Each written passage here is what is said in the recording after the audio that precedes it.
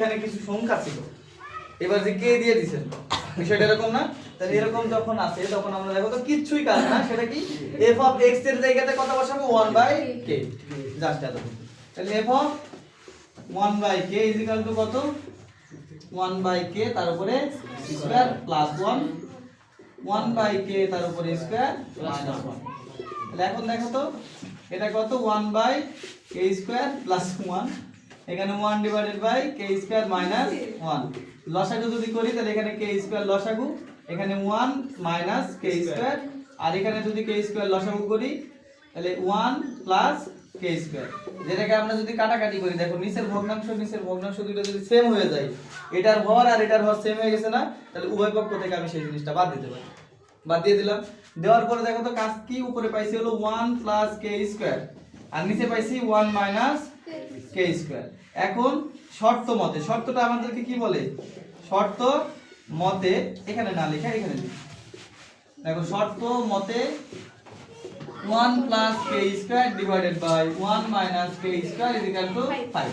তাহলে আড়াআড়ি গুণ করে দাও, তাহলে এখানে 1 plus k square is equal to, এটা যদি গুণ করি তাহলে 5 এর সাথে দুইটাই গুণ হবে, তাহলে 5 এর k 5 মাইনাস 5 k স্কয়ার। তাহলে আমি যদি এই k গুলাকে দেখো এবারে প্লাস আছে, এই মাইনাসটা এবারে লেখলে কি হবে প্লাস, তাহলে প্লাস 5k স্কয়ার, আর এখানে 5 ছিলই আগে, এই 1টা পাশে নিয়ে গেলে কি হবে মাইনাস 1।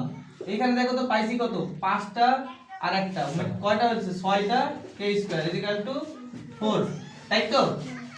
তাহলে দেখো তো k square is equal to কত 4 divided by 6, 4 divided by 6 square হয়ে যাবে উপরে কি রুট ওভার, তাহলে 4 ডিভাইডেড বাই 6। তাহলে দেখো তো রুট ওভার k এর উপরে 4 এর উপরে রুট ওভার করতে পারি, কত হয় 2, আর আমি যখন 6 এর উপর রুট ওভার করব তখন কোনো অ্যানসার পাবো না, ঠিক আছে, মানে দশমিক অ্যানসার পাবো। এজন্য 2 ডিভাইডেড বাই রুট ওভার 6 এটা আমি অঙ্কের অ্যানসার লিখতে পারি। বুঝা গেছে? কষ্ট হলো এটা বুঝতে? না, কষ্ট কিছুই না, কষ্ট হয় আমাদের কোথায়, এই যে এইগুলাতে এসে এইটুকু জায়গার মধ্যে।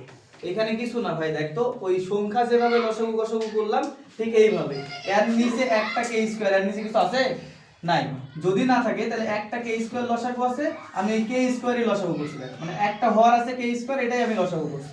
আবার দেখো এই k স্কয়ার এর সাথে যখন ভাগ করছি তখন কত হয় 1, আর ওই 1টা ওইখানে গুণ করলে কত হয় 1 হয়, 1 এর সাথে 1 গুণ করলে 1, তাহলে এখানে লিখে দিছি। আবার দেখো এখানে 1 নিচে কিছু আছে নাই, তাহলে কি বললাম যদি কিছু নিচে না থাকে তাহলে হর আর লসাগু, সরি হর না থাকলে লসাগু আর উপরে যেটা থাকে সেটা সরাসরি গুণ হয়। তাহলে দেখো তো k স্কয়ারের সাথে 1 গুণ করলে কত হয় k স্কয়ার হয়। ঠিক নিচে একই ভাবে করছি, করে এখানের হর আর এখানের হর দুইটা সেম, মানে এই ভগ্নাংশের হর উপরের ভগ্নাংশের আর নিচের ভগ্নাংশের দেখো তো একই না, একই না? একই হলে কি করতে পারি, কাটা দিতে পারি। মনে করো যে 5 ডিভাইডেড বাই 3 ডিভাইডেড বাই মনে করো যে 4 ডিভাইডেড বাই 3, তাহলে এই 3 আর এই 3 কাটতে পারি, কারণ এটার নিচের মাল আর এটার নিচের মাল দুটো সেম। বুঝা গেছে?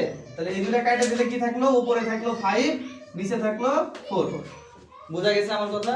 আবার যদি পার্শ্ববর্তী কোনো কিছু গুণ থাকে 2 ইনটু 1 ডিভাইডেড বাই x, এখন এই 2টা গুণ হবে কার সাথে, x এর সাথে নাকি 1 এর সাথে, তুই বল রাখি বসে বল বসে। মানে এই 2টা কার সাথে গুণ করব, 1 এর সাথে গুণ করব নাকি x এর সাথে, x এর সাথে, x এর সাথে। মাশাআল্লাহ, আল্লাহ তো বরকত দান করুক, তোর মাথার ঈদ ফেলা তৌফিক দান করুক।